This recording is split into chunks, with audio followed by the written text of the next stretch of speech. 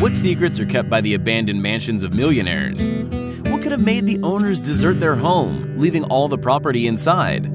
Unmade beds, dirty dishes in the sink, pools full of dry leaves, and unfinished game of billiards. It almost seems like time stood still.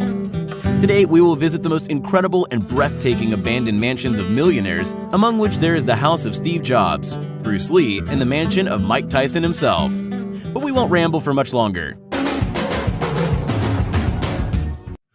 If you have seen The Hangover, then you know that this guy loves big pets. Large cages for tigers give away the former owner. Yes, this is Mike Tyson's abandoned mansion. In the heyday of his sports career, the world boxing legend loved to go on wild spending sprees. Mike bought this big house back in 1980. Sadly, he met the new millennium deeply in debt, and the once elegant and nicely maintained mansion was left uncared for. Tyson resided in the Ohio mansion until March 26, 1992, when he was convicted and sentenced to 6 years in prison for allegedly committing rape. Further problems with the law and a difficult financial situation forced Mike to put the house up for sale. In 2003, Tyson declared bankruptcy, spending over $300 million. By that time, businessman Paul Monea had already bought the luxury residence for $1.3 million. Monea never lived in the house and was eventually detained by FBI agents on money laundering charges. In 2010, businessman Ron Hemmelgarn bought the estate at an auction for only $600,000. Like the previous owner, Ron did not live a single day in the mansion. In 2014, 4 years after the purchase, he donated it to church employees who wanted to turn it into a sanctuary. Get the fuck out of here! Well, that did not happen. As of 2017, there is no church in the territory, and the mansion retained its original appearance. It has an incredible 1,250 square meters of interior space, once white and now worn carpet with zebra print, crystal chandeliers in all 5 bedrooms, a huge swimming pool, and an impressive backyard area with large enclosures for 3 Bengal tigers, once owned by Mike Tyson himself. Iron Mike, who still remains one of the most famous celebrities in the world, said that his popularity helped him to once again become a millionaire by making appearances before the public with stories about his life and career. Now Mike has paid off his old debts and tries to be very careful with money. In France, estates of this level are called chateaux. For example, this abandoned house is Chateau Lumière, an incredible castle built in the beginning of the 1900s. It once belonged to a Swiss tobacco magnate, an interesting and significant figure for the history of local regions. However, the industrialist began to experience serious problems in the mid-20s. His health declined a lot, and soon he died. The mansion was bought by new owners, but they did not have enough means to maintain the house in proper condition.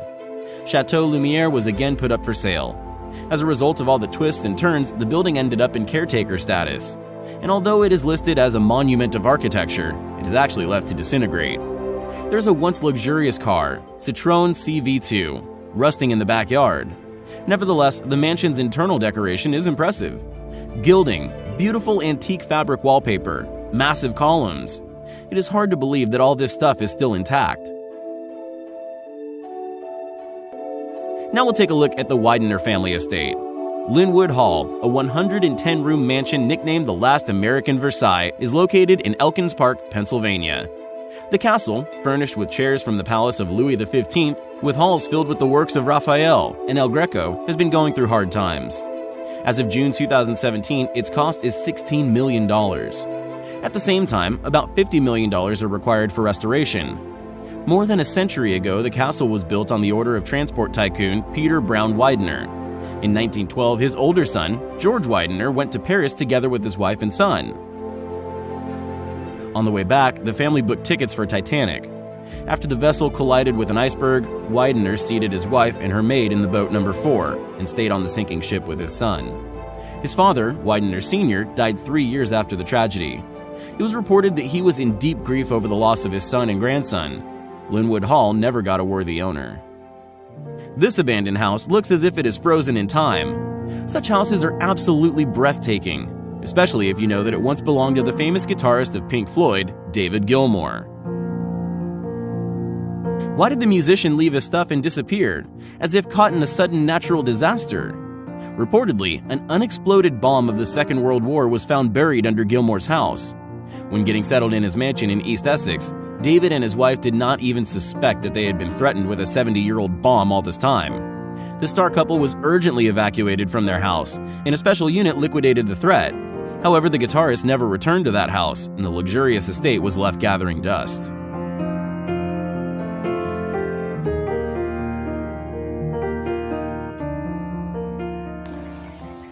The house of a true legend does the same. The old abandoned house of Bruce Lee himself. It has been put up for sale. Prior to that, it was privately owned by billionaire Hugh Penguin, who had initially turned it into a cheap motel with $25 per hour rooms, rented out for unambiguous purposes, and then decided to turn it into the Actors Museum. The owner also planned to increase the mansion's area and build a cinema hall on its territory to screen movies with Bruce Lee. However, it was decided to put the house up for sale for $23 million due to lack of funding. Bruce Lee fans expressed doubts about the house retaining the atmosphere which it had during the life of Bruce. And while nothing has been decided yet, the abandoned building remains a place of secret pilgrimage of the actor's fans. The year 2011 was a fateful year for David Findel, the hapless wolf of Wall Street. That year, he got locked up for 5 years for swindling with mortgage and pleaded guilty to over $11 million of fraud. And here is his once chic, now abandoned mansion worth $7 million. Graffiti, broken glass, and garbage fill the rooms of the empty dwelling. Findel wanted to sell it, but could not do it due to the attachment imposed. After he was released, there was already nothing to sell. A fire had completely destroyed the once beautiful structure. This abandoned estate, which celebrated its 100th anniversary not so long ago, has been revived, but just for one night. The famous street artist, Hanksy, and 40 other enthusiasts breathed life into the old house, arranging a night art show. They worked hard to fill all surfaces of the crumbling building with fresh drawings, completely transforming the house in the creative process. Decorated in a special style, the abandoned mansion in Los Angeles was put up for sale for $90 million. Now, these people have some huge problems with taste. Direct proof that money can't buy a sense of style. Bright murals and unimaginable green ornaments on the walls would not look out of place only in Tony Montana's house. The structure of the former drug lord's abandoned mansion is somehow reminiscent of the one you saw in the movie Scarface. It was discovered by an American photographer, Jeff Hagerman. It was him who created the chilling photos of the neglected house. Unfortunately, there is no reliable information about the sad fate of its owner, and the criminal estate with clogged windows is unlikely to find a new owner in the near future. A huge abandoned mansion in Woodside, known as Jackling House, was the most intriguing place in this area once. Built in the Spanish colonial Renaissance style for copper tycoon Daniel Jackling, it was purchased by Steve Jobs in the 80s. Within a decade, the founding father of Apple lived in the posh housing and then rented it out.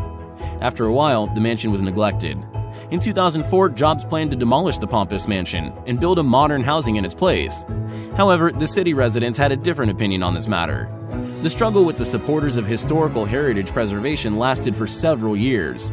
After many twists and turns, the court decided in favor of the entrepreneur and the house was demolished in 2011. However, Steve Jobs was never able to realize his vision of a new building as he died of pancreatic cancer several months later.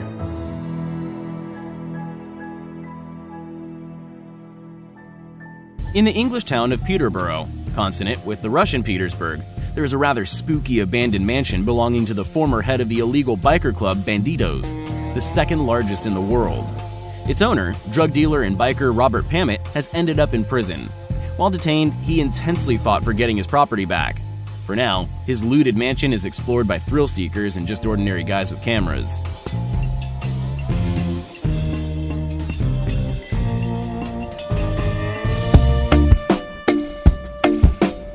There's another criminal mansion on our list. Spiral-shaped marble staircases, fountains, indoor waterfalls, and a clam-shaped hot tub.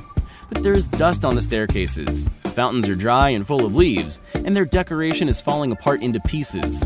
Well, here we have quite an interesting story. Originally, the mansion had belonged to a wealthy woman with cancer. She managed to get a special permission from the authorities to cultivate marijuana for treating her illness. No one knows where the owner disappeared, whether she died or just left the estate. But this is not the end of the story. It continues with a criminal plot of unscrupulous real estate agents, who came to inspect the mansion and discovered equipment for growing you-know-what. They launched their own small farm. They took electricity for pumps, lighting, and other equipment for free and did not bother with utility companies. However, it turned out they were not cut out to be electricians. As a result of network overload and further short circuit, a fire broke out on the territory of the marijuana fortress.